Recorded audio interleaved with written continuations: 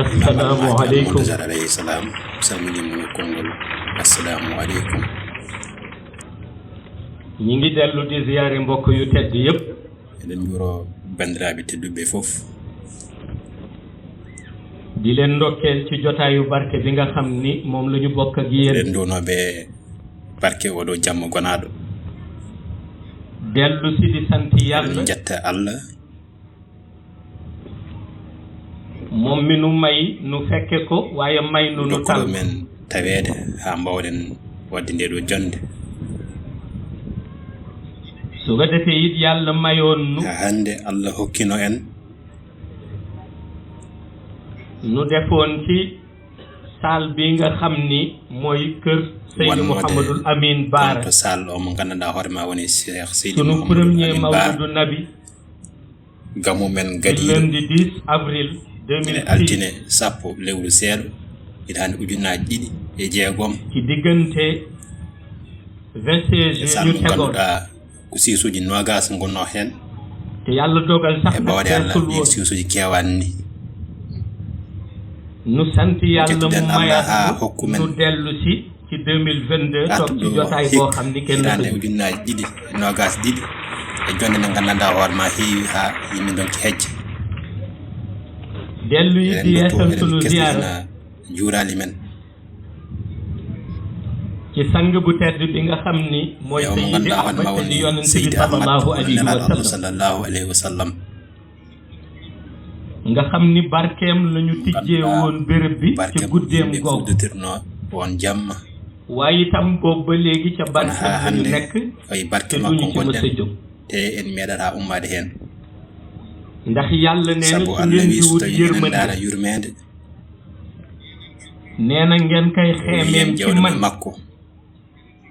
nee na ngeen fexe ba naw yonent bi roy jukkoom ndax ñemben en ñalaama sallallahu alayhi wa sallam rahmatan lil alamin kon yàlla nee na yónni wu ma yonent bi lu dul rek mu doon yërmande ci xeet yurmede lañul ngol su ko defee ku bokk ci xeet ku nekk rek war ko ko delloo ñu teddugal kanko nelaɗo Allah moo tax nu koy ziyaara di ko ñaan mu nangul en ñaago ndewo jaɓante en waaye dellu di yeesal sunu nekk taalibe gonangal men almuɓe sunu teggin needi men sunu tarbiya tame tarbiyaji men ci keppaaru sang bu tedd bi di Mawlaaya Cheikh Ahmad Mouhammad ceerno men tedduɗo hono Cheikh radiyallahu taala anhu Chérif radiyallahu taala anhu fa tabarakallahu mu mel ni rek jotaay yu fàttalante wayno jonde nde ko jonde zikra tanfa'ul mu'minin moo tax yàlla dogal ngeen waxoon ni hono mbiruno ɗum ñëwee rek nanu jéem a décortiquer ƴeew faccirde thème bi nga xam ni moom la ñoo tuddee ganduɗa comment définir l'élévation spirituelle au cœur du pouvoir mystique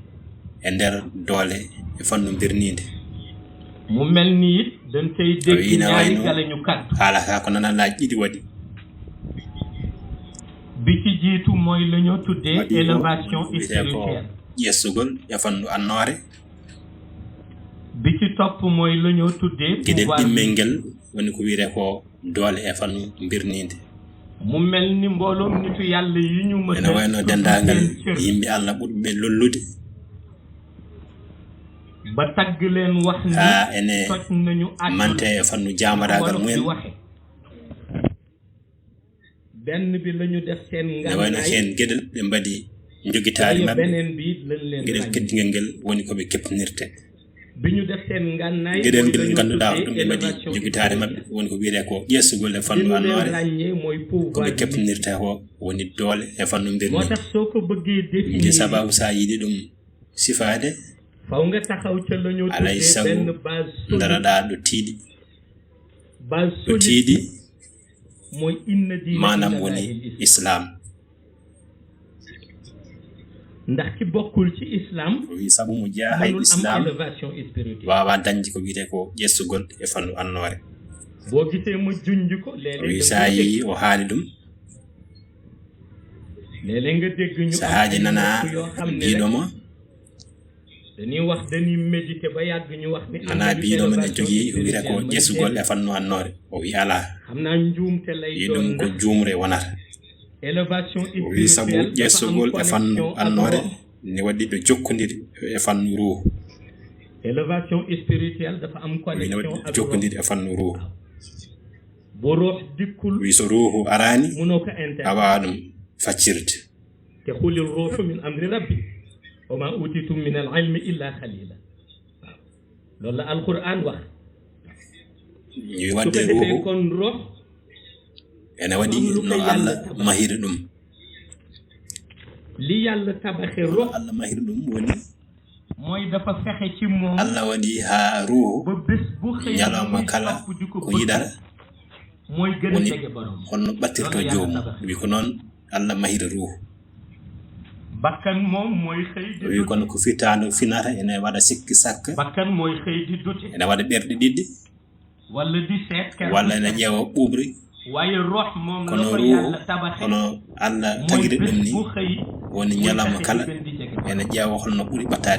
ɓattirade joomum te itam la noo tuddee élévation wi ɗum ko gandanɗa hoorema woni ƴeesugol e fannu annore ne waɗi jokkodiri e ruhu ndax mooy nan la nit di woni holno neɗɗo waɗata àgg ci yàlla ha yetto e Allah nan la nit di def ba holno neɗɗo waɗata ha yetto e Allah alquran dafa am alquran ne waɗi ay yóbbal yu muy jox nelde ɗe totti o mo gandanɗa hoorema koye ngol laawol woni yóbbal bi ci ñëpp neldal ngal gandanɗa hoorema yimɓe fof nandiri hen ha tengti e jeyaade e islam mooy baat bi alquran woni dande alquran addine wa ma umiru ila li yabudu llaha mukhlisina lahu dina hunafa wa yuqimu salata wa yutu zakata wa dhalika dinun qayima ndax inna diina inda allahi l'islam kon alquran neldal ngal totti o mo gandanɗa hoorema ni yiɗi yettade Allah neena munoo àgg ci o wi a wawa yettade Allah so wona nga tegu ci diine a waɗa e diine mo ganduɗa on diine Allah heppini jaɓi hono diine islam kame sarɗiji mum ñu ni o condition wi sarɗigue ɗiɗo woni juulu kenn o mënul wi hay goto wawa yettade Allah taw wona juulɗo dafa fekk nag am na loo xam ne wadde ko gandanɗa hoorema so tawi a nani ɗum te a anda no paccirta ɗum iblis bu lay këf iblis en heɓtuma e lawol ngol ene fijirma bettere moo tax rek nga je sababu jaabilamo mami yettinto Allah kono jarani kada juula wi on fontere wa ma umiru ila li yabudu llah mukhlisina lahu dina hunafa wa yuqimu salat wadde neɗɗo base fondamentale bi ɗo nga wawi ɗo darade pilier bu solide bi nga xam ni ci lay taxaw ha gandanɗa hoorema so tawi ene yiɗi yettade to Allah o wi ko juulu adi ndax inna salata tanha anil fahsha'i wal munkar waaw kon julli moo ci jiitu wi juulu woni ko adi bu julli dikkee ba noppi wi so juulu ngu ari ha haljiti juulu ngu ko nafat mooy fexe ba li ñaaw ci woni wadde feere ha ko moƴƴani ko e ɓernde ma fexe ba li ñaaw ci sa ko jukko moƴƴani ko e jikkuji ma mu effacé ko ba mu foppo ɗum ha laawa ceer te boo bëggee dem so ci yoon yiɗi yaade laawol Allah dafa war a am yóbbal ne waɗi neldal yóbbal bi mooy xol bu sell neldal ngal woni ɓernde laamde moo tax xol bu sell bu dikkul ɗum jeyi sababu ɓernde laamde so tawaha joomum wawata yettade Allah mukk xol bu sell moo jiitu ɓernde laamde woni ko adi bu dikkul doo mën a mukk ak tawi arani ay wawata yettade Allah li lay retardé ci yoon bi wi ko tardinde ko neɗɗo e laawol ngol ɗo nder mooy boo bëggee jëm ci yàlla te sa xol woni so tawi a yiɗi yaade to Allah te ɓernde ma laabaani a dañata ɓure ndax li ngay fanaanee naafila yi sabu ko mbalata ko naaflude di ruukoo ak di aɗa ƴukko aɗa ƴukkiro léeg-léeg ka ngay ŋañ sahaaji mo mallata o te wona koddiide ma walla wona juulɗo ko on tottete dennangal ɗeɗon ɓuri ɗum wiyedde an compte ma haydara wonata heen mo mallata o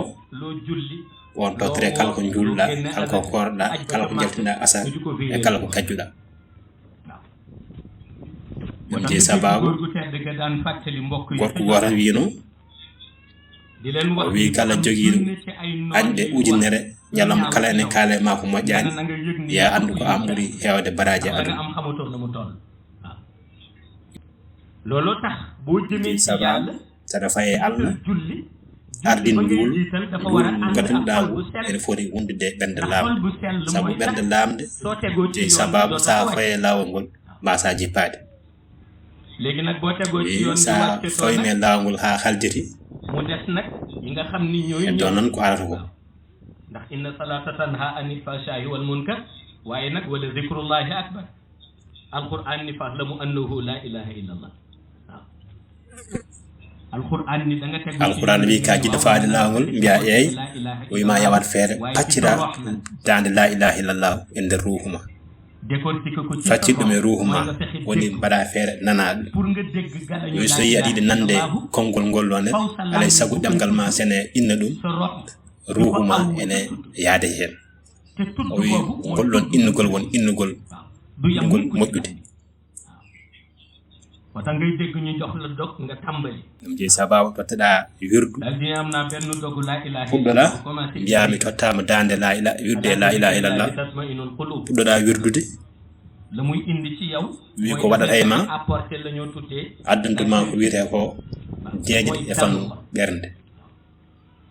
dalu xol la zikr di wi deejde e fannu ɓernde ko ɗum wirdu addante ko ɗum jeyi sababu saɗa wirde mbiyeɗa ya waɗa feere ha geɗe ɗiɗi mbasma tampinde e sanga nde birdata nde ko adi ko woni miijo miijo ngo moƴƴani miijo ngo moƴƴani aɗa wirda aɗa miijoji ɗi moƴƴani wi mawɓe ɓe mbi ya waɗa feere ha ɗum wasma tampinde kono ya waɗa feere ndentoɗa ɗum e sanga nde birdata nde wi ko heddi ko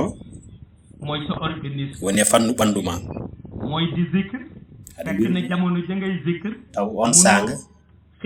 a wawa muɓɓude guire ma hay sinno ko hojomaji tati sabu aɗan yari ha ɓurtinɗa walla aɗan ñaami ha ɓurtinɗa ɗum jeyi sababu ɓe mbima saɗa faye wirdu ya wat feere ganda ko ñamɗa ganda ɗo kaɗɗa e jaram wi kono iblis waɗi feere ha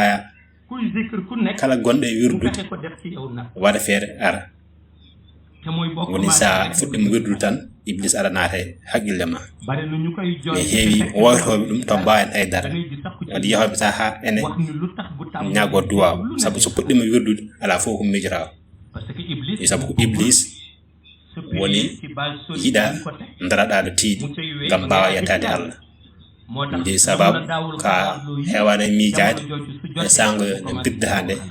kono ayi ɗum miijade wi kono an fodde ma woni wadde feere aɗa foɗodire iblis e on sanga a waɗa feere foɗodira e makko e on sanga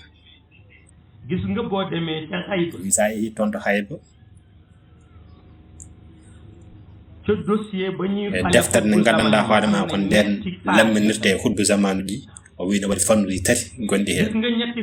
o wi ɗiɗon fannuji tati eɗen mbawi wiide ɗeɗon tati fof ndende ñawore sabu hen gueɗal fof gotel fof koye fannu fittande artar ñetti phase la wax yu ci ne en fanuji tari fof jiidi ñaaware xaybu lañ la cay ko haybu wiyanma ɗeɗo gueɗe tari fof fittande ma ne wawma ɗum wonnude so tawi noon aɓe jiiɗi wadde mo hutba zaman maɓɓe mais mbima ɗeɗo gueɗe tati fittande ma ne wawma ɗum wonnude kono so wondima ɗum laawol gotol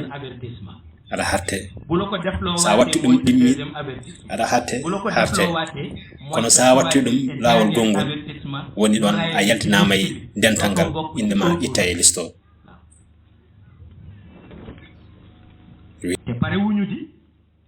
ɓe kaljitani soɓe mbima noon haɓe kaljiti ɓe mbaɗa feere ha ɗeɗon gueɗe tati ɗeɓe kadma ɓe nodda nawa missoji ɗi ne gurtuma hen aɗa haɓe fittandema ha gona suufiya e puɗɗo andude an a dañi ɓe lamminma ɗum jeeyi sababu dendagal temetere e nogas jeeyi huɗu zamanuji fof temetere nogas jeeyi huɗu zaman ɗi fof a meeɗa han yiide mo ganduɗa fittade mum ne fooli ɗum saabu so fittandema foolima tan ɓe jaltintuɓe ngal dental a jeeyata hen ɗi kono ɓe goppitama e hoorema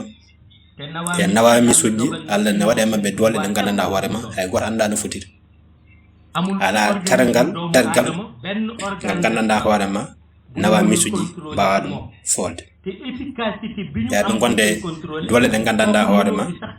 hay karallagal gotal yetta e ɗo nder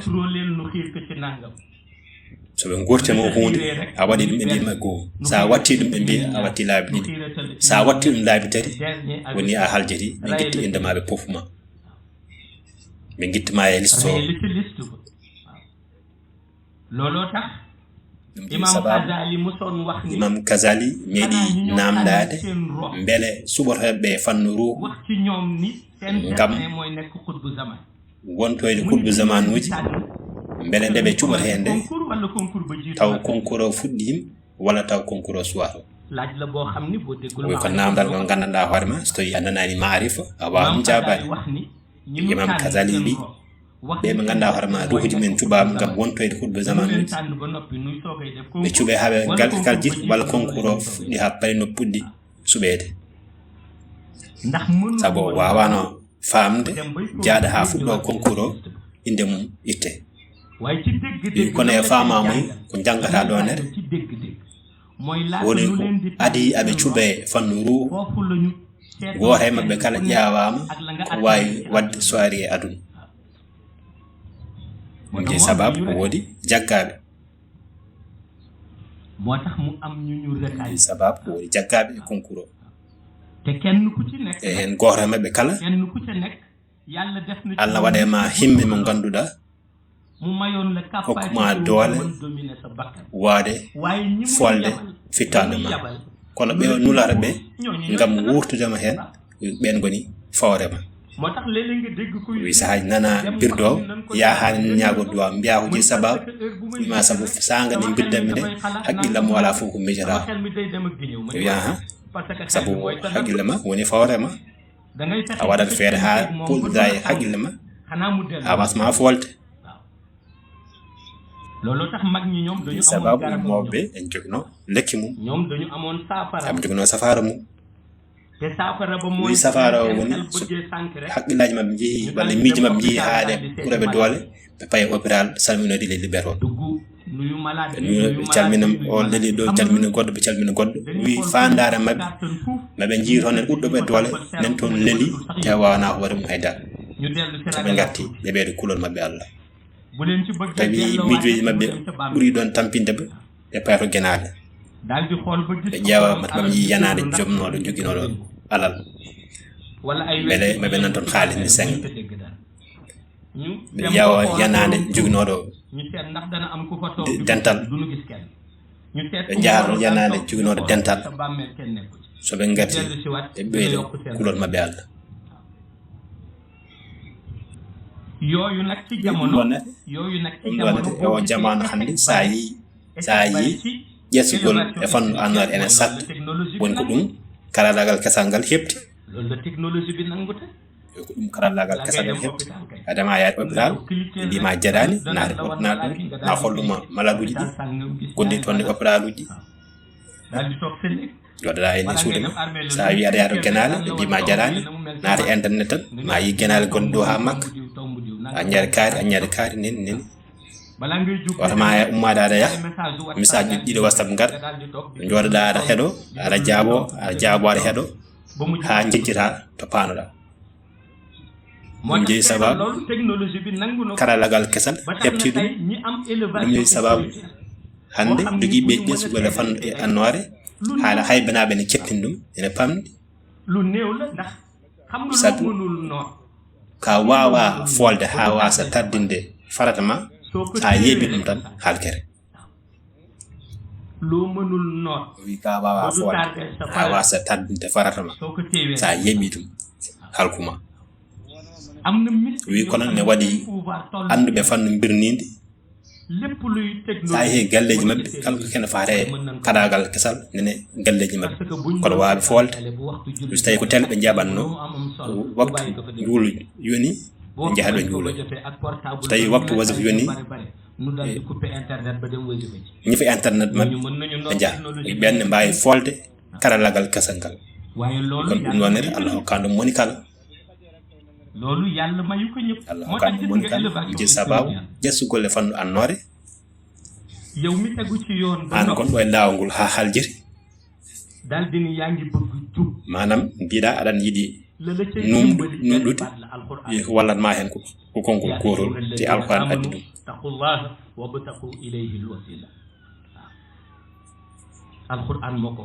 alquran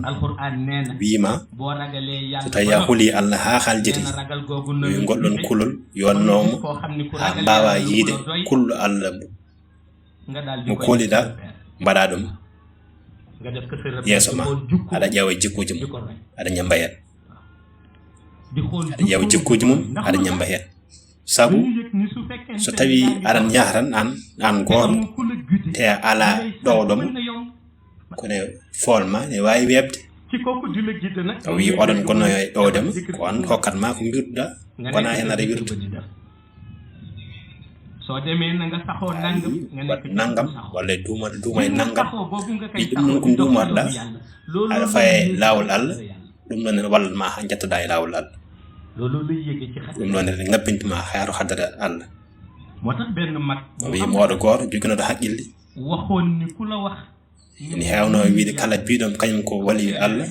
saaji aɗa yiya biɗoma noon o wiya wali e holon fannu on wima en tout cas min kam mi walli sa yiɗi tan garami ñagonma moɓe mbiwatma yeddi kono ƴewtomo e won jikkuji yo wonɗen jikkuji oyi ya ƴewtudemo so tawi ɓernde nde ko ɓernde lawde wi so tawi ɓernde nde sellani o wawa wonde mukko wali oyi ko jeeyi sababu wi sabu walli haade Allah ne ƴetta goɗɗon kalɗon teddugal ne waɗa ɗumema oppat ha ɓernde ma fewde ha feewa ngam mbawa dañde ƴessugol e fannu annore wi so ɗum arani haydara gasata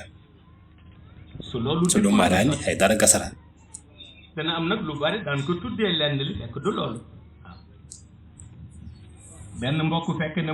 o wi musidɗo makko goto tawnoɗomo toon to Brick Ibrahima to Lewna o wi on no yettinde wimo oɗo gommi ɗo de mi yettima e Allah guila hitande ujunaji ɗiɗi e ɗiɗi kono mbeɗa yiɗi ñagonɗa wiimo ko goɗɗum wi on wimo saabu mi wawa hoppude ñoyre te on wi yettima e Allah guila hitande ujunaji ɗiɗi e ɗiɗi on wi yo ñagon ɗum saabu wawa ɓoppude ñoyre yoma ko jahni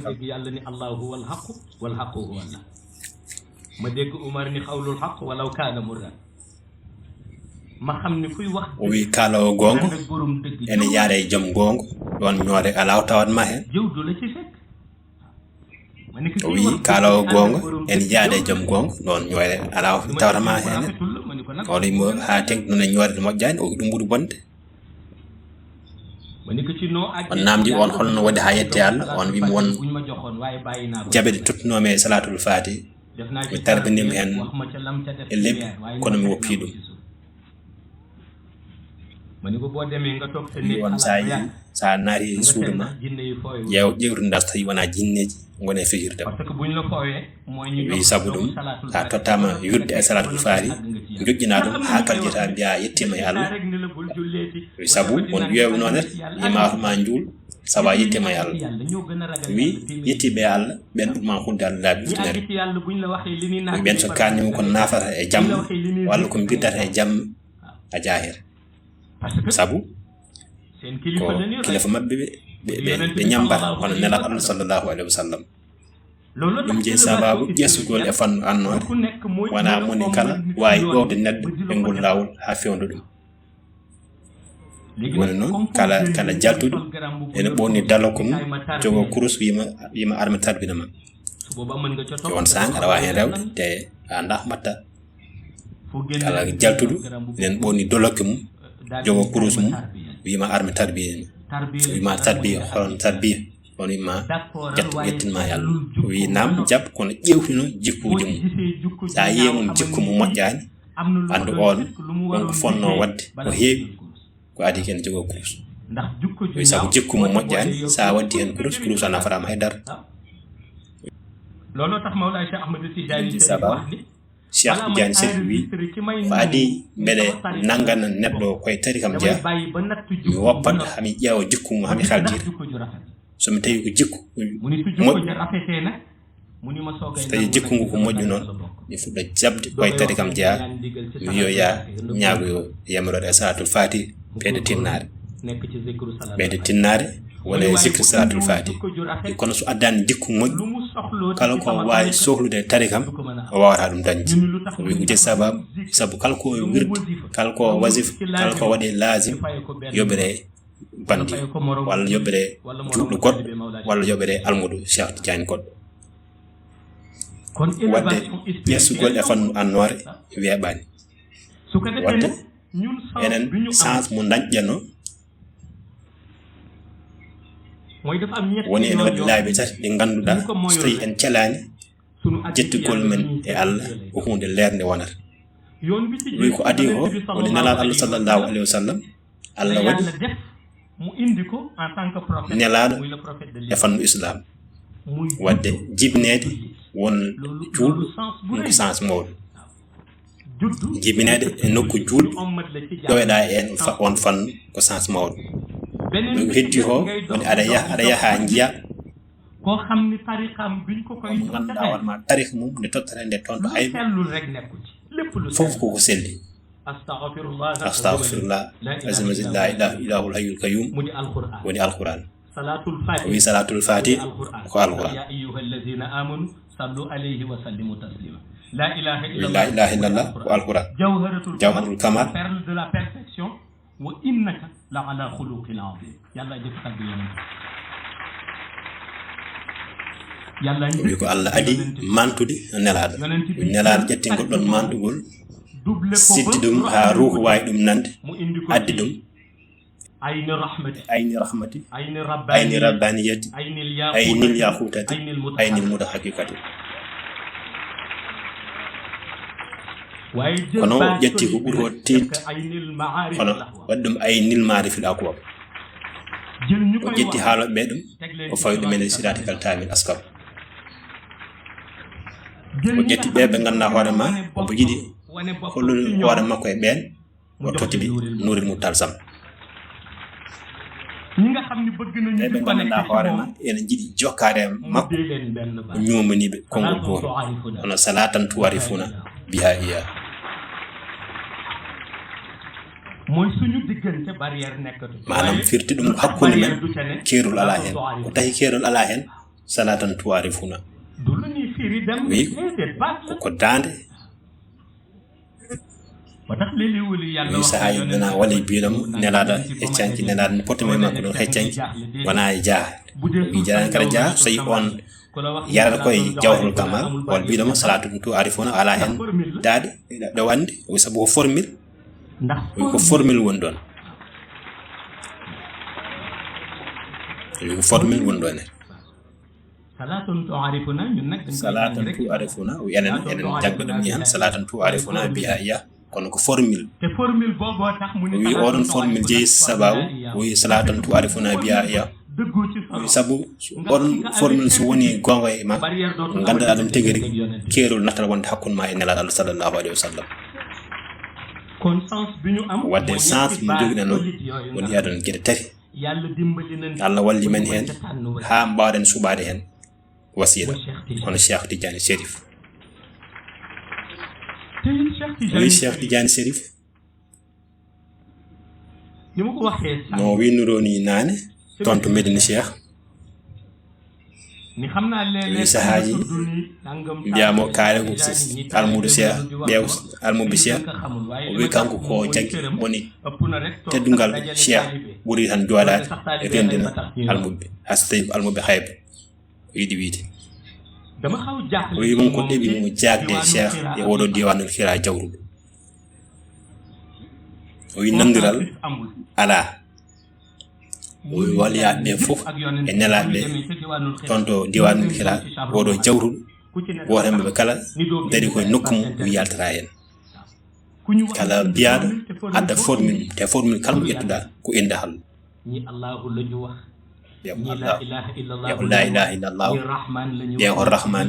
ya quddus ya sabu ya bismillah azam te ko rembe kal nen gongo wadde nandiral daña cheikh ni comme consensus am cheikh wi taade nandiral daña nañu wax Seydi Ahmed di yonent bi yen ñaago Seydi Ahmed totti men formule ndewen hen yonent bi joxe formule nelaada tottir formule mum formule Allah formule Allah nuru la ilaha illallah formule ujunere e temedere e sappo e go mo gandanɗa hoorema o wi yo maccire simore sams wi sabu gila nden ha joni noon Cheikh Daoud nen heɓa message uji namdo hoɓe beele yomi leeran ɗum formule o ene yaara wi kono kanko ko haali ko aljuma jawdi ɗo o yaani ko ɓurɗum leer sabu ko discours o addi no woru noon te mbi ujunere temedere sappo e go wi 11000 hayba jiiɗani 11000 sahada ñooñu boo demee ci les aristocrates hohoɓe asaman boo leen laajee sa namdi 11000 hayba dinañ ko maɓe pattiran ɗum haɓe mbima ko ɗum ɗo firnata e sahada kono wona no gandiɗen ni 11000 ɗo e sahada wi kono ko ɓuuren hawnade ko nelaɗo Allah wi ho o nelaɗo ko ñande hen tottir ɗum toon to diwanul hira te ko lebbi ɗiɗi ko adi ɗum Cheikh are makko wimo yo ƴettu oɗon formule wiɓe jaltide o wi Cheikh minen alma naata e hakkillaji en ha ganda ko min mijoro jahande ham kono ko nelaɗo foti haalde toon ɗo diwanul hira ko adi ne haala ɗum kaala ɗum oto gonɗa e sabu kanko woni hatmiyatul maktum kanko woni barzakatul maktum kanko woni haqiqatul maktum ko ɗum jeeyi sababu noon annore ma kala annore nelaɗo jogude feeñde taw feeñama ko ha haljiri mo anda noon jaher ko jeeyi sababu nandiral ala oyi haali ɗum nane toon to Medina Cheikh wi nelaɓe ne waɗi huuɗe e gurnam mabɓe ɓe ganduɗa ɓe jiiɗa ande wi sabu ɗum jeeyi sababu soɓe jalten nokkuji mabɓe gam nadde formule wi waya tan kala jaaha aéroport sa faye scanner o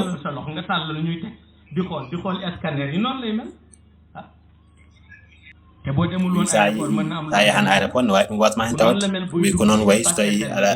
yalte nokku ma aɗa naate nokku formule o wi mo anda noon anda wi taw noon Cheikh Tidiane ɓe nahara ɓe ƴessugol e fannu annore gol waɗata ngol e mabɓe ɗum jeeyi sababu waɓe habrude ko kewa toto hayɓe sa nani ɗum laawol gotol a naftoɗa ɗum sa nani ɗum laawol gotol ɗimmitta woyi ɗum noon holɗum ko fammintuma woyi neɗɗo so fayito Allah kala ko wone laawol ngol hakkude hayɓe e sahade ma habre ruhuma yi ɗum noon a wata andu so tawi ko sens so tawi ko ballal walla ko jeeɗa hen ko walla ko dokke wi ko gandata dal tigui rigui woni aɗani lawol ko gandata tigui rigui woni aɗani lawol ndax gis nga boo wi sabu sa wonane lawol walla Allah yidma yaltunde lawol wi sabu on binor Allah so ya woni lawol ada woni andara woni ha boy on ma watti amande dewallal ko Allah mo jogorani yobdem wi sabu Allah mo jogorani yobde jango liginta no mukk e ngeso jema liggey lu mukk ci tool su ko defé nak su yalla namul sa rox bi amati Allah yida ruhuma ele yawre fannu annore nannatama kongol annore dula deggulu mukk nannatama mukk kongol annore ben gor gu baax wi won waji gor ceerno gor wi ko musidɗo makko gor ko moƴƴo ene haalanam yo on ari Medina Cheikh wimo mi yana place am mbeɗa yewrute gorko goto wi kalɗo tawdam on nene salatul fati wi on wine ene haalde sehil mum oɗonete muni ma xam naa ni bëggul gëm bëggul nangu ndax aada moo ko tënk waaye man sama yoon nekku ci sumay zikr rek tek ni sabu wirda han adar ko jewde sangadi o tottam yon hedi ha boy nyalam goto no jirdam on ko mojjude kon asman tan be kango dal leydi hamo halan haydar asman tan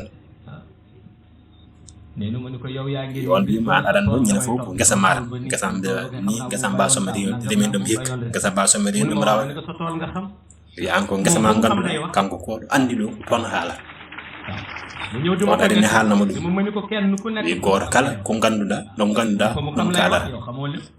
xamo fofu motax sa tol nga xam motax bis bo xey tol ba nga bay mom bis bu xey mo wax asaman fekk am na ko ne wad ganduda jira asman xon hunde ko soha walla hunde wodunde te no fof ko tawi dum woni waasi dañ jesgol e fannu annore wi sabu khayba tay jokkodiral may mabbe ne tiidi hakkun may khayba du dak bu ñen fof dartota ci kaw nga xam noy nuyo non fof ganda non bismartabe en jiru tay mabbe wi sabu no calmi tani neddo do e adun mu ñew nga ni ko bismillah nangam ari man biada bismillah ma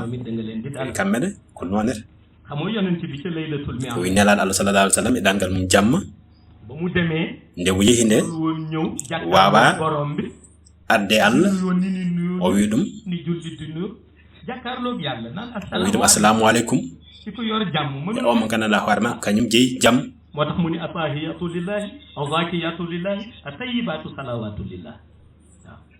parce que mënul won sabu wa timde Allah wala ku jidde Allah o wi dum assalamu alaykum sabu sa andano beda sa yettimra beda assalamu alaykum wi joydi jam ha halji an nyaaga do dum jam te so jam ene yalta ko kanyum yaltinde jam ne daade han e ngosndirta e wi den daade non wana do kebata dum kono koy lawol kebata dum tada faye Allah adaya ruhuma khabre no njaada hani ko non ruhuma khabrite nga xamni yaangi ci yoon ku ñew rek nga lawol kala gad gandan bismur daadu ku ñew rek nga xam no kala gad gandan bismur daadu mom la gor gu tete be doon ne dum gor ko mojjo haranno ne do allo wi won ganode makko wi mo min dal jimi ko nyaagal da am ya mak te so mi mak jimi ko yaawde artude mi haala ko kewno ton fof woro goddo haalde wi neddo allo andi o xajju bolo tahaari ummade mu jang wi won ñaagini moy juude makko moy ñaan yalla dimbali sa xel yalla walla wallu bal yalla wallu mo jaa kono battinda artude ha mbasa haande ko kan honer mu dem waye bala ñew wi wonde ne Allah wada on artude taw yimo fo ngarti kale o keno ton fof ne mu ñew on artinde miji andi Allah ken haali wala yima ene wayna dibi tardude sabu yimi fo ngarti on ko min tan naraal salmin ton rewe yettode mum sabu wala ko mo haal min tan naraal salmin rewe yettode mum wala yima wala yima o naraal ko yima o naraal dal yetti am nyang no baddon won yu mbala sambito mom ya kay o yon jidam yo aydar ko mawdu pour wax la ni xamul sax lu muy wi on andani ko xala ko wi sab dum non nelal talani dum wi nelal talandu wi sabu yettode ko aada wana hakika je sababu nelal talandu wi kambe ala fof ko janginta ala fof ko janginta wi sabu ko leere bi kambe ha leere woni neddo ko Allah addan ma e holum fawn ma e lawngol ene do ma ha yettuda e mum wi Allah so jidinima ɓuri waddat ma koye ɗo so tawi yidinama ɓure noon oppitma koye hoore ma oppitma e hoore ma yimɓe ne majjinma ɗum noon ko gueɗe makko kanko jomiraɗo o ɓuri ko yidde e neɗɗo woni o ma ganduɗa hoorema kalno fini en jiilo annode nelaɗo sallallahu alayhi wa sallam ko heddi ko woni ko wiyete ko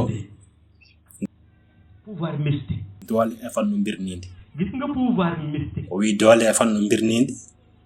bari lu ñu sonn loolu moo leen e heewi tampuɓe taw ko ɗum tampini kenn ku nekk e gootam kala e maɓɓe e anduɓe mbirnide la leen sonal ko ɓuri ko tampinde woni holnoɓe mbaɗa haɓe kawana yimɓeɓe ɓe mbi somi janggi ɗum ɗo jimi ko nangam colli ndiw ɓe mbi somi janggi ɗum ɗo jimi ko nangam waylo ɓe mbi somi janggi ɗum ummoɓe ɓeɗa yaha e weeyo ɗum ɗo fof ille Allah mbaɗata ɗum kono ne waɗi ko ɓuri ɗum hewde fayida ko ɓuri ɗum wadde fayida woni jangga ko Allah ene jaɓa ha ko ñaguiɗa o jaɓanma yo ko ɗum ɓuri wadde fayida te gueɗe ɗe jiidani wiɗen gueɗe ɗe jiidani te ko hunde mettude andude wi neɗɗo ne wawi jogade inde Allah ene jangga ha sa welam sa ummima daraɗa e weeyo kono joɗɗa aɗa ñaago ha tampa taw Allah jaɓani ñu ni pourtant mi ngi taxaw ci ngelaw li te ñaanal na ma te nangam na bokkuñu den gede di jidaani sabu indal ne jangataande ko yaltaten ko hono rawhanuji Allah ne waawi ɗum nehandem ɗi nananma ha sa ummima ɗi towma so ɗi toyima noon itete so yiyande ne waawi wiide aɗan dere weeyo so ɗi towima neɗɗo yiyandem ne waawi wiide aɗan dere weeyo taw noon ko towma o neɗɗo ɗum dari e bibje mum sabu heen geɗel gotel fof Allah waɗi hen so tawi nananima ala fof ɗo mbawamo nawde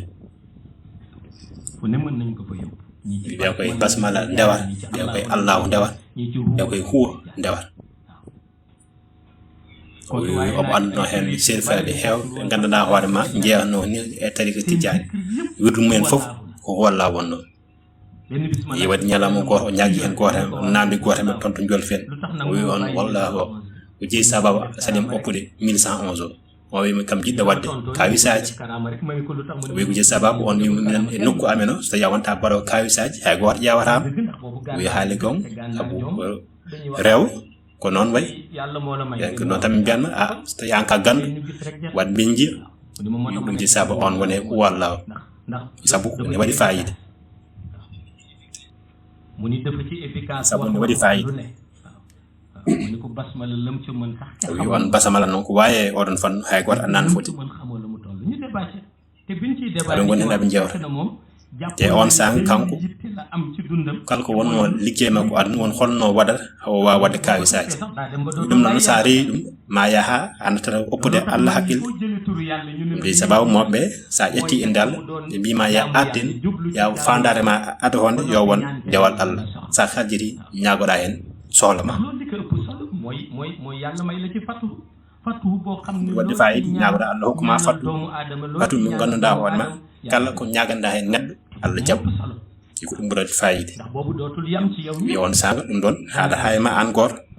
yimɓe fof ma keƴi hen haɗa hay ma an goto ñebbe fof ma keƴi hen ɗum woni doole e fannu mbirnide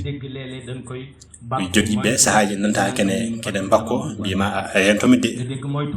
walla nana boɗon mbiɗamo a rento kaarde mbiya ko jeeyi sababu wima aɓe jogui doole e fannu mbirnide wi doole e fannu mbirnide mo ganduɗa jomum so ummayi yeehi waɗoy haydara gasata wi ɗum noon ko gandal koyngal o joom gandal tigui rigui woni ma nanani a yiyani te kala ko mbaɗɗa nen daari e yeeso ɗum woni gandal e fannu mbirnide kono gandal ngal gandanɗa hoore ma il faut ko neɗɗo wi a fatmi ummon ma fatmi ha en suudu ndum ummon ma o wi ɗum noon so tawi aɗa jogui gandal e fannu mbirnide ko gandal koyngal xam nga lu tax parce que nit ñi ci ëpp ñoom pour ñoom loolu la ñuy foogee nit di yàlla wi neddal martabum buri dedon gede wi martabum buri dedon gede martabum buri nden yande wi dum ci sabab kambe be mbi jobbaade me bol jogitaade me wa wonde sona ƴessugol e fannu annore wi dum ci sabab sa yidi dum faccide e nder gandal e fannu birni wi fandare mabbe e ngol kongol woni badaw kene jahnuma mbawa andude so tawi ko neddo Allah walla wona wi dowde hande ndi woni ƴessugol e fannu annore holno hebnirte e dole birninde woni o gandanda hoore ma ne wada jahnuma mbawa andude so tawi ko neddo Allah walla wona wi dum non pour ganda dum jikku mum jewata wi ko jikku mum jewata pour nga xam ko jukkom ngay xol moy meden andoy gorko gor xamna ñom Cheikh Jibril mi sax dañ koy faté waye mi ngi melni tay ci man wi gorko gor arena jumaaji ma gane ci won sen papa ñom wi dama ngoden de kambe on su gorko e der salo mom gor ga fa ñewon on jogi cartable balayal wi on narnde o jeeyi dum wandi odo ala fo indan ni wirtani sabu ni feñe yeso mum ya be njewta ha on adi don yawtere wotere doni min de kal tonjo xam kala tonjo xam kala wasam memel xam nga Serigne Khassim Diagne Cheikh Khassim Diagne on no homodi bim ala neddo yafor an ko Allah yafima o on bim ala min dal kal tonjo xam kala wasam memel wi Serigne Khassim wonde makde ala wana non aduna wana non ko Allah yafima o nangam wi andi on gorko nan ha muk sabu wadi mo nandi do faydo hoore makko o yettayi don lon non halkaade haade dum ji sababu wima haalde dental ene ji ko wonde wande jarne wotte wattude hakkille mi sahaaji ada haale dental ganda hoorma taw buddum dum andude neddo jodi ni jawma dum ne wama ganji lolu mën na gañ nit c'est très dangereux bo demé ca manuel ba ca ay to hayba e daftar wonde rawande ma yi hen ko way non wi medum haalde gamma gor ko mo xamni way bo mo ganda hoorma almun ganda hoorma kala dental ngal yi ton wona en toño cerno way cerno mon nangam wi an kay sey cerno ma way yimbe fof ala mbata e jonde jande haara toño wi on wor non hay e jonde bu zamano haale ko way non sama serigne du sen morom da ngeen xamni nang wi ko zamano onon do nandi de burtinde kon ko hokkimo sans cerno mako jaakoy waliyabe capanna udbe drade udbe tode yonde ko khadar wi cerno ma wi cerno odonat almudu ma wonon ade jondam ala fo kala donne cerno wi a munyana memina ko zamano wi sa neham yontar dokumami a wonta wi dum cerno ope almudu mo ari jodi dum haana ya cerno jetti mbadi wonde dogi falli mom la sax dañ ni ka yow rek la mënon doon serigne ba jël benen jëm jetti mbadi wonde o dogi falli jawar ndew yima an to meda o halde almudu yima de ko ro cernam kaare ngumni kanko way falde fof woni ba cerno mam ganda horna ko tabata wonde do ya almudu yim kanko way mo be do fof yi cerno jange Allah ya kun fi yakun fiye ledi safara ummi o yima tay wo ken ma way war ñefa safara sa renta yi mami sumi ami suma bar cerno ma muni li sama serigne ko setan wax cerno jawara woni bor ci wala cerno ma gëna jage rek muni anam muni o yum min wayam wala waaw yalla do yima bonde yaafumi o ñefi safara tan almudo rustiri dogi ari tawi cerno ni jodi wi min de messi kanno ko an waye fande kono min botti mo debi han warde cerno wi ma min waabe amne kewido de wat fere teya ya ko cerno dogi wayni etti mbadi wonde ati jodi wi so winam ko kanko wi be danno anta war won kono woni ko enne dem wi haybanabe ko non badata raybu ñom non la ni def waye fi li ma ko ci ben jamono ko xeyano ko wad haalde mo ni xam nga problème wi problème be ndi woni moy talibé ayat almudu tonjoma tonma ha welto ya fatsami hadratu ilahi mami halan dum cerno ma jaaron jilla hatamba be bima kande nen galam den ni wadi alama da kalmodum ya fodum tabal ngoppi dal mi an isa ko non batta ya fatmi jewa cerno kono ƴawa hatamba ma garde arande ya dala no batta a yaafom tan wala ngoppiɗama yalla yo mawɓe kamɓe taade ceerno makko ko neddal hubbe zamano ma wa haalde mum nde sababu hubbe zamano wawi haalde makko yo sabu neɗɗo ala ko adoto wadde woni neede almuɗum wi o garo en li ɓeydade mum ko adoto wadde woni wadde mum jikkuji moƴƴi jikkuji downade jikkuji moƴƴi yiko hunde wonde fayida wi saɗa ñamba e neɗɗo so tawi wat feede ha si a wawi ƴettude jikkuji mum fof ƴetta mum jikkuji moƴƴi wi sabu sa rewnama e lawol tarbira ɗum jeeyre e ko adoto ƴeewede ma o wi ɗum noon so arani wiida ko haydara arani wiida ko haydara arani wiyete ɗum ɗon fof ko waɗata ɗum enen jogui sabu enen jogui salatul fatih ɗum je sababu kala ko wawi men jagde e fannu annore walla e fannu birnide tawat ken ganda ko jogoɗen ko Cheikh Tidiane Chérif fof waɗe salatul fatih sa dañi hen jamirore gona hen sa dañi kila ko ganda hoorema ne andi lawol ko kañum ɗowatma hen yima ko ni dafa ɗo ndewata ha jettoɗa to Allah mi sabu hadratul ilahi hay goto jaaɗo waliyaɓe yahoɓe toon Allah ne wawi ñande fof tagde waliyaɓe heewɓe yahoɓe toon wi ɗum noon Allah oppanani ɗum hoore mum ko jaaɓe tan o oppan ɗum ɗo net wi wadde sa rewe nelaɗo Allah sallallah alih w sallam a rewi annore mum Allah wama ɗum tottude Allah wama tottude hunde fof e wadde oto hay goto hat hoore mum e dokke Allah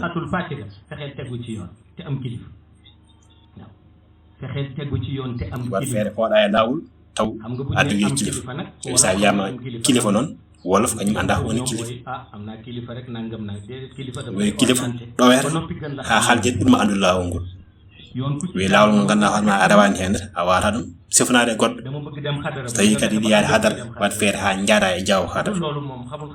sa wonde mo yaada hadar anda to lawol hadar woni wamnode on wi ko ɓuuri wadde fayida noon wat feede ha ruhuma sella te ruhuma so selli kala ɗo gonɗa aɗani hadratul ilahi e fattare no alkamis kala ɗo gonɗa aɗani hadratul ilahi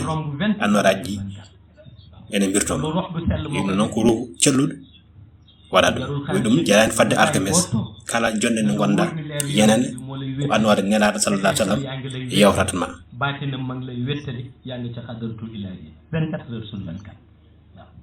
ɗum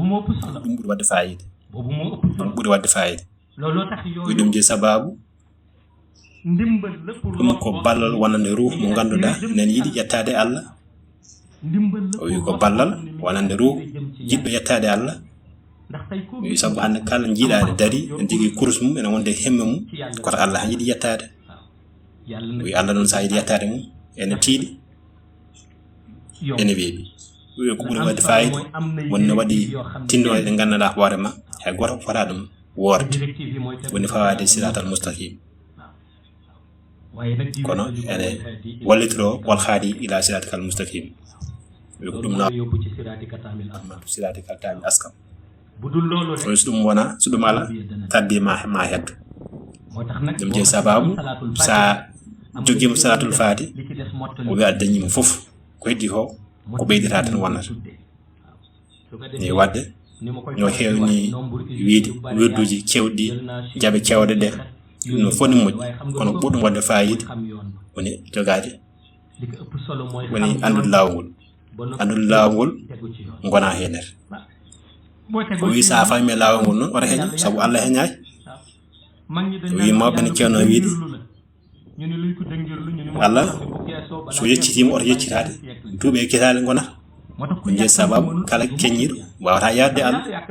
e sabu Allah heeñayi so tawi an ka keññiɗo holno jettirɗa e makko ya fuɗɗode seeɗa seeɗa aɗa yaha Allah ne hokkuma hokkanma o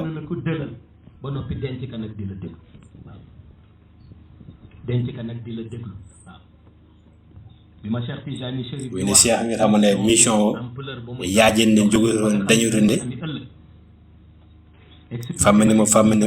on namdi Cheikh tawi o wawi haalan ɗum ɓe yarannoɓe ɓen sang sabu kewani hitande ujunnaji ɗiɗi e jeegom cheikh wi mar wawi halandem ma dem dellu si ni ko o wi rutirol cheikh o wi cheikh bela ñaago ha be gona jebbe habe kaldir toog ak ñetti nit naan sabu leen daanu goddaji ba mi nekk tan ay junne ala wiide men jaha gonen yimbe junnaji bis bu ne nit ñaa ngi lay te ñalama kala yimbe nen mbaɗa feere jandinirma waaye bu ma ñëwee wax yi kono ndew ande o haalan cheikh amadou hamin baren ɓeɗo ɓen sa ɓuuri mo jabde ko haali ko loolu la tuddee noon woni himmi loolu la ɗum woni ko wiyete ko himmi loolu la tuddee ɗum woni ko wiyete ko himmi wi ɗum noon ko dokki kono cheikh amadou loolu don la basir wirni yàlla wi mooy ko neɗɗo ko allah hokkanma mbawa nande ko allah hokkanma mbawa ƴewtidade mooy may nit mu mën a nangu wi ɗum noon hay goto wawa ɗum wadde neɗɗo ko allah tan hokkatma ɗum lii tax ko di sababu noon neɗɗo ne dañi ɗum alay sago neɗɗo o daña annore so tawi ala annore wawa gas soo amul leer rek loolu du sotti su ko defee nag nga xam ni kon maanaam loolu mooy yoon bi ɗum woni lawol ko neɗɗo wawi rewde ha daña te loolu nun yettere allah mooy suñu héritage yenen ɗum ko ɗum woni ndonu men nun loolu mooy suñu ɗum héritage woni ndonu men hande suñu waxee bërëb bii nu dellu si wi sa hande garten oɗon nokku enen kaala ko ɗum woni ndonu men leen ko ni leen bërëb bii wi wa ɗum nane o wi nokku o leegal ngal ɓe jaññi men fof organisation waaye nag ma ni yaatal boobu yëpp mi ngi teg wi kono bërëb bii ku ñu fi xamul ñun ɗum fo e waade noon oɗon nokku kala mo andani ɗo walla mo heɓtinani ɗo heewani ndax démb fii la ñu nekkoon sabu hanki ko ɗo wonno di def suñu xadaratul juma o waɗatno hadratul juma makko wasifa makko gam hitande ujunnaji ɗiɗi e jeegom hitande ujunnaji ɗiɗi e jeeɗiɗi hitande ujunnaji fajar ma ñëw fëgg leen ñu tijji buntu bii ñu dugg julli waaw lal suñu malaan wasif ñu delluwaat nekk ci lu ñu nekk waaw nekk ci lu ñu ne bu dee jeunesse so tawi ko sukaɓe legal ngal eɓe gandima no feewi kër fii la nekkoon sorewul war naa ko keroog ñandi sabu galle mabɓe ko ɗo wonno waɗɗani jeudi ñoom yi so wondi o alkames mii nekk fii pape lamin sankede gaɗa mbiyam yo ar wona arbitre match de football bi fii wiyaɓe min kami tampu ɓe mbiyam an tan wawi arbitre jam dañe o ƴetta carton makko rouge carton makko jaune e sifflet makko waɗe poche makko yooyu dama ko daan joxe wi tew anda ko dañi ho noon sa ko allah hokkimo walla kan mo wi yaltu yalta wi wanda ko balde allah o anda kenn moo daan toog di kaas rek ko tan o yino ene jooɗo ene jambir woni cheikh mouhamadoul amin bar oɗo jooɗi daan toog di kaas on tan jooɗono ene kaas en jambir bisma laajte waaw kii o ñalam goto o namdi o ham moni o han jooɗo ene kaas a o de ko jogi équipe mum jogi o wiya o dina wawi kasde kam e wadde ɗo ko legal makko ɗo nehi kon nag yaru kono ko needi moƴƴiri nde o dañi ɗo hen jeeyi sababu o art ɗo jooɗo ɗo kuccuran makko kuccuran mon omo yewta am nañu yàlla may xam-xam ine waɗi ɓe allah hokki gandal hokkuɓe men dental kono a wawa wadde feere mukko ha nawta ɗumen to nehiɗo ɓe cuusa ɗum ñemewuñ ko ɓe cuusa ɗum mukko benn mbokk daf ko wax dafa ni dañu ñëw rek nee na koye sehel makko gonne haala noon wi ko ɓe jooɗi ɓe piili imam o wi a onon nde on jaawi fiilde migo jeeyi sababu yo ƴewani nebbisade gueɗe makko ha gandamon kanko ɓe mbiya ɗum jarani o wi mawɗo gonno wonno ɗo wimo yeeyi nodde sohna kaari abo kamɓe ɗi kamɓe ndenduno jaman namdo ɗomba wi almamam nen dari fiilama ha halji mbino oyno suud debbo ara tan sohnajo ne ara tan wimo hee jippu o ƴewma tan wimo hee jippu on jippi fawane hen niddade oyno mbaɗi heewɓe yimɓe heewɓe cuusa ɗo nehiɗo duttoto ɗon mbinen kala haala Allah wax la loo xam ni defe naa ni booy ñibbi sax doo xam booy jaar kon nag jub rek moo am solo e wadde ko nunɗal tan waɗi fayida ko nunɗal tan waɗi fayida yàlla dafa dogaloon ñun ñin fi àndaloon wi Allah waɗi yàlla dafa dogal kamɓe ɓe yadannoɓe fof ko yimɓe nunɗo ɗum wonno ɗum ci sababu ɓe mbawi rendude jonde ɗum ci sababu ala fof ɗo ɓuuri darade o yewta ɓe o yaran ɓe kadi ko noon jikkuji ɗi wonnoɗo e mabɓe ha hande ɓin jikkuji jihnama cettoto ɗum e mabɓe ɗum wadde fayida yallah wallu men yal na yàlla yàgg leen yi yo Allah wallu men yal na yàlla yàgg dimbali nu ba yo Allah wallu men haaf kala ko ganduɗa hoorema ci lumière te yàgg fi ak lépp luñ fi indi tey ci lumière ñëpp jëriñu ci kala ko addu e annore yo fof keje hen gaddo ɗo hande gonno ɗo gil hanki parce que loolu rek am solo nam ɗum wadde fayide loolu rek am solo ɗum tan waɗi fayide dama ni woon bu ma ñëwee rek wi ɗum tan o yinno waxtaan rek yewtude hande waxtaan boo xam wona yewtere nde ganduɗa hono ko yewtere bandiraɓe ndax ñu baax rek a fi sabu ɗo ko yimɓe moƴƴuɓe tan goni ɗo fii ñu baax rek yimɓe moƴƴuɓe tan goni ɗo wiyete nduɗo lewru e ɗiɗo jammaji Cheikh Tidiane e yiri tan ko holludema yimɓe moƴƴuɓe fan yi damay di nettali rek damay ɗeɗo dumnaji ɗum tan Cheikh yiiri président ari omo haalan ɗum koyɗol mum hanki ko Seyni Ndiaye oto o yi koyɗol mum lu rëy ci moom tabarakallah wi Seyni ne waɗi ɓe ganduɗa ɗum ɗo yere tawi o koyɗe won Koura Massar o yewtude e makko wodi garɗo wodi ko haala e makko te ɗum ɗon de ko joom gueɗal tan dañata ɗum fan yi moom loolu ɗiɗo dumnaji Cheikh ɗum tan yiiri ene hollama yimɓe moƴƴuɓe xawma nag lu ci jublu wi o anda ko woni fandade Cheikh ɗum ɗon de o anda ko dossier ji ɓen o yiɗi fewndide o anda no yiite mo andano grand boubou o yiɗum no ɓonni grand boubou yenn bëri bi fekk leen kenn xamul loolu lan waaye tabarakallah gën a yokk lépp yo Allah wallu men ndax yiw rek moo am solo wi sabu ko annore tan waɗi fayide te nun nag ñëpp xam nañu lu wi kanko ono gandi kala ko dañi waɗande ɗum men lu am bokk ak yéen moo taxoon nunu ɗum je sababu seen wàll ci o wi ɗum ɗo ko gueɗal legal ngal émission o fésal ko e sabu ɗo ummi ɗo ummino tabarakallahu kon nag o yo Allah aynu men yo Allah wallu men taxaw yal na yàlla yàgg mottali seen yo Allah timin anniyaji fof ko suudi e ko feeñi e fannuji fof ñu baax ñun fi am ñëpp yal na leen yàlla o wi mawɓe wonɓe ɗo fof wiyato ko ɓe juddi balɗe battane moƴƴe am lu ni sàkku yàlla wi suwaɓe fof mon fof yo Allah hokku ɗum ko yiɗi ko te wona ɓural mum te wona ɓural mum waaye lépp rek wi ɗum fof noon jettiɗen ɗum Cheikh Tidiane Chérif fof jettiɗen ɗum Cheikh Tidiane Chérif radiyallahu taala anhu mi sabu kanko ɗoyi men kanko waɗi men e ngol lawol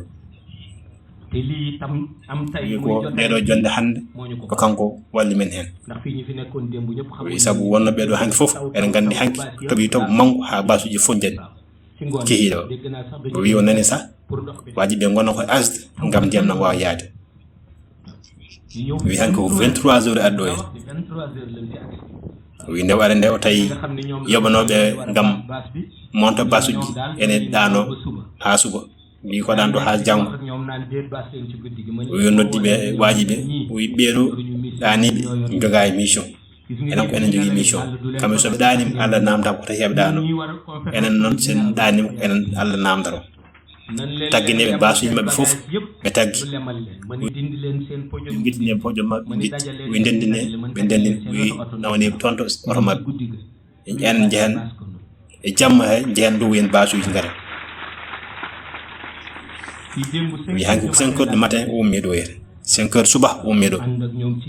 nde wona liggey o ha 5 heures suba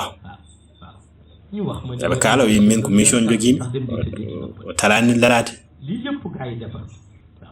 imam Cheikh Ba ko jambar moƴƴo jambar mawɗo wi hanki ko ɗo wonno kan way Khalifa Oumar ha 2 heures du matin o wi Dawoudou noddu imam Ba toon to Rewse Béthio yo addu oto yimɓe ƴetto e basuji o wi Dawoudou noddima ha haaldini wi a on haaldir ni ne wayno dande ko tampunde o wi imam Ba enen min talani dande tampude yo addu oto hanki 2 heures du matin Cheikh Ba ummi Rewse Béthio imam Cheikh Ba ha 5 heures nena fuɗɗi vidéo Cheikh Ba imam Cheikh Ba ya foftoyo on wimo jimma ko wonɗo ha gasat falka o heddi ɗo mi adda ɗum wi kanko e al Khalifa Oumar ɗo ɓe jooɗi aɓe tooña ya nodde imam Ba wi sabu ko himme tan waɗi fayide wi ko himme tan waɗi fayide wi sabu ko wino kala ko bo nodda o yiɗi ko wonde yeeso gam yimɓe jotɓemba kono o yiɗa leɗa tan o wiwi mbaɗe waaye fii laa nekk ak ñoom 23 kon ɗo wondema 23 heures ha 5 heures de matin liggéeyo lem matériel yëpp defar suñu matériel fof ɓe monti ɗum e jamma he ci ndox mu la kenn mënul nekk ndiyam nam gandaɗa o haɗama hay goto andani foti tob parce que xam nga li ñu ko jaral mooy mission we ɗum ko himmi sabu ko mission jaraniɓe ɗum ko Cheikh Tidiane jaraniɓe ɗum kono ko nelaɗo jaraniɓe ɗum ko ɗum tan waɗi fayide kon yalla yalla mot yo Allah wallu men timmini anniyaji fof daranomen enen fof kala ɓe gana hoorema darima hen himmi wi enen ken missionnaire uji yo Allah wallu man ko suudi e ko feeñi fof Allah timmini anniyaji fof wi oɓon hokka yimɓe fof rendez-vous wi jamma Cheikh Tidiane woni symposium o woni gammo woni wasifa Tousbaro sabu ko heddi hen ko timmani balle 40 o e balle 40 podden burdo desni tambuli burdu bi matul sax 40 jours wi heddi hen ko timmani hay balle 40 wadi fa tabarakallah kay hewaji mawd paade on jamma Cheikh Tidiane nekati ci symposium wi jamma nelaɗo sallallahu alaihi wasallam wi wasifa Tousbaro rek di am solo yo nambu wat fayid ñaanal jeunesse bi yépp yo ban nagono suhabe fof waye ci turu Cheikh Mouhamadoul wi kono e inde Cheikh Mouhamadoul Bara président daïra imam Saint-Louis o bo yatta legal 15 minutes fof ndax koñ bi yépp wi sabu legal ngal fof bismi yépp ñom ñu tijjel seen legal ngal fof udde ni ndama moy Mouhamadoul Amine waxé dañi am gan dañ fu leen neex na fa gan yi daal fi yépp seen place tijjil leen kër wi legal ngal fof bismi kelleji fof guddirama te itam nit ñi ni bana wiide minen min piti galeji amen wala ko men fof ko galeji amen suhabe am bonna wala nangam nang wi kambe fof be godditi galeji mabbe ha neddo yidi salliginade salligino ni yidi juldi juula e wadde o yettabe yalla wallube yo dum won bura mabbe wala walluɓe ko suudi ko feeñi ko wadde jangen fati sadu fati bayan haaji fof ya barke nelaɗo sallallahu alaihi wasallam barke mawla Cheikh Ahmed Tijani radiyallahu ta'ala anhu bismillah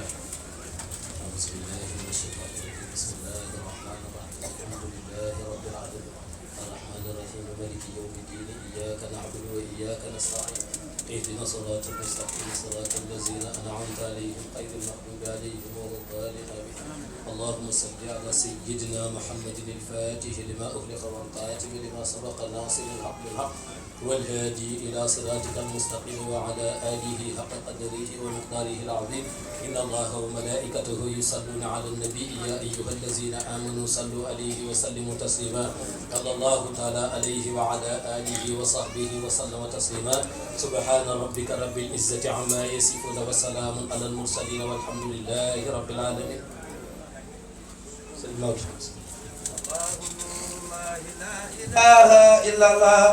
الله نور لا اله الا الله الله نور